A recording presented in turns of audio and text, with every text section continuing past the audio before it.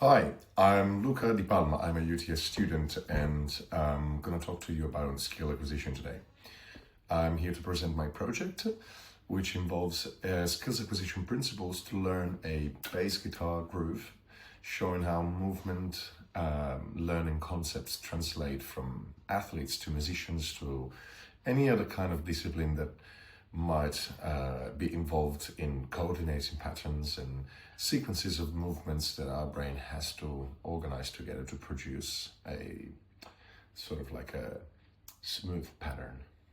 My project is actually kind of fun because I decided to focus on something that I always wanted to play myself, which is Walkabout by the Red Hot Chili Peppers, where I decided to rebuild the groove from the ground up using the constraint-led approach, which is a central theory in this subject.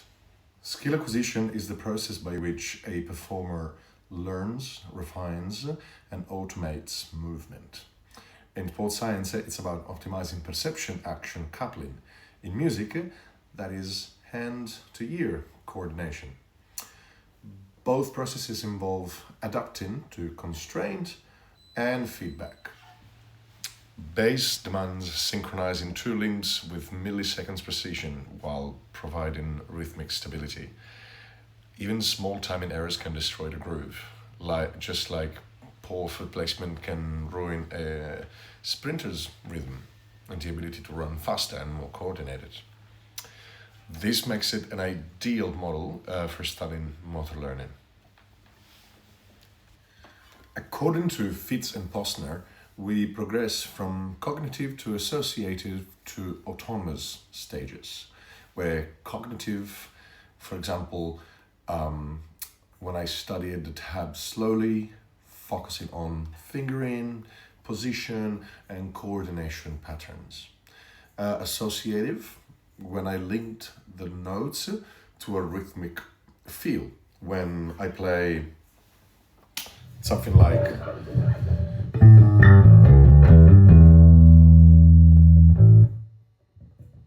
in the associative state, I link the notes that I'm playing to a da da da da da da da da da da dum dum, which fits within the groove. In the autonomous state, I played effortlessly while attending to tone and dynamics. For example, going back to full speed and full capacity, I will just give you a quick demonstration of what 100% of the speed looks like.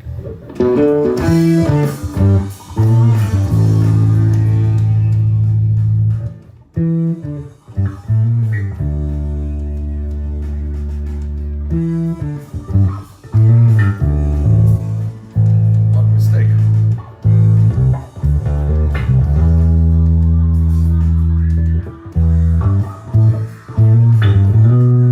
Just give it a volume.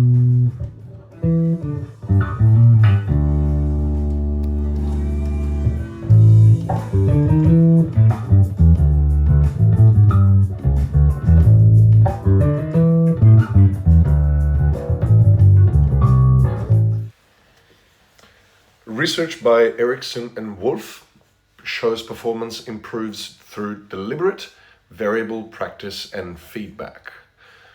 In this instance, I applied intrinsic feedback, feeling how each note feels under my finger when I play it specifically.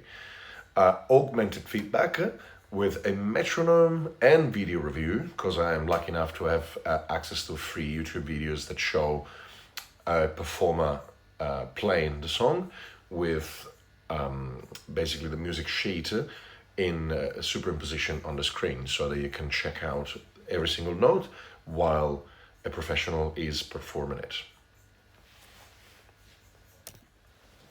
And finally, motivation.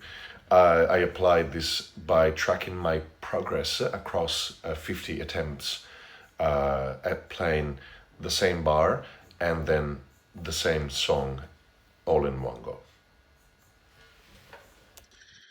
Across the 4-week training period, a clear improvement in performance was observed. Total errors progressively declined from an average of 13 to 15 errors in week 1 at 45 beats per minute to around 6 to 7 errors by week 4 at 90 beats per minute.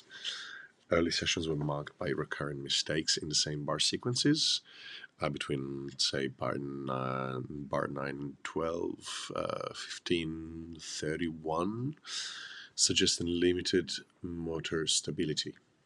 By week 3, errors came more dispersed and less frequent, indicating improved control and adaptability. Tempo deviation also showed a steady reduction from approximately 120 millisecond to approximately 40 millisecond, reflecting enhanced rhythmic precision and timing accuracy. Participant self-reports aligned with quantitative improvements from still sort of inconsistent to a more smoother feel, and that demonstrates increased movement efficiency and confidence. Overall, the data supports the hypothesis that progressive tempo constraints and repetitive practice fostered motor adaptation and learning consistent with a constraint-led approach and the Fitts and Posner's associative stage of skill acquisition. The constraint-led approach states that learning emerges from interaction of different types of constraint: individual, environmental, and task constraint. In my project, the individual constraints were, for example, finger endurance, the reach or the ability of my fingers to spread and reach further on the neck to be able to perform, maintaining my hand more stable, or reducing the amount of movement from one note to another, improving my movement economy and allowing an easier absorption of self-organization of attractor states. My environmental constraints were tempo, backing track, and lighting, for example, if I would rehearse in the morning or at night, or with more or less light, if I was rehearsing the song, with or without a metronome to manipulate precisely the timing at which I would be performing. And then my task constraint would be the complexity of the groove itself. Now, the way I applied this constraint was, for example, first of all, deconstructing every bar of the song into a single bar that I would rehearse at 50% of the normal speed, then at 75, then 100% of the original speed of the song. And in order for me to transition from 50 to 75 to basically a higher tempo was my ability to perform that bar free of mistakes. I'm now going to demonstrate what 45 beats per minute sounds like, which is the speed that I maintain in my attempts during the first week of practice.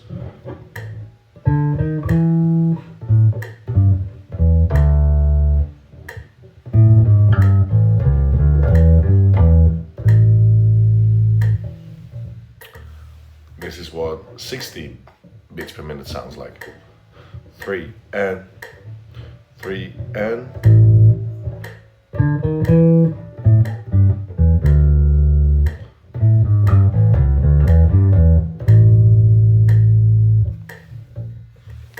This is what 75 beats per minute looks like. 2, 3, 4.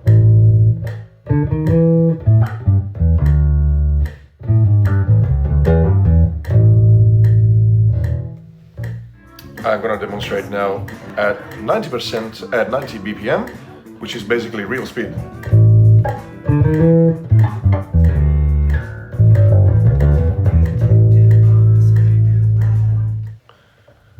All of this supports the constraint-led approach notion that exploration, not just repetition, drives learning. When tempo increased, I reorganized fingerings. Degeneracy in action.